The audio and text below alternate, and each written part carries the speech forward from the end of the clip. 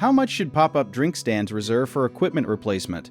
A good rule of thumb is to set aside about 10% of your monthly revenue into a dedicated equipment replacement fund, since blenders, coolers, and dispensers wear out faster than most owners expect. Think of your equipment like a pair of shoes you wear every single day. Even the toughest shoes eventually get holes and stop working right, and the same thing happens to blenders, ice machines, and pumps that run for hours under hot sun and heavy syrup. Most small stand owners only budget for what breaks today, but they forget that parts slowly wear down every single day, even when nothing looks broken yet.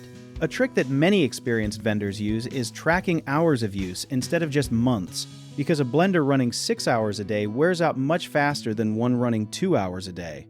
Setting aside around 10% of monthly revenue, or building toward saving $1,200 a year per major machine, helps you replace things before they fail during a busy weekend.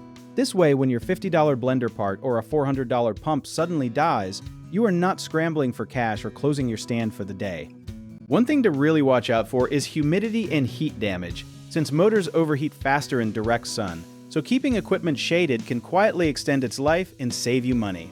Another key point is that many owners forget to save receipts and track equipment age, so keeping a simple log with purchase dates helps you predict replacement timing instead of guessing.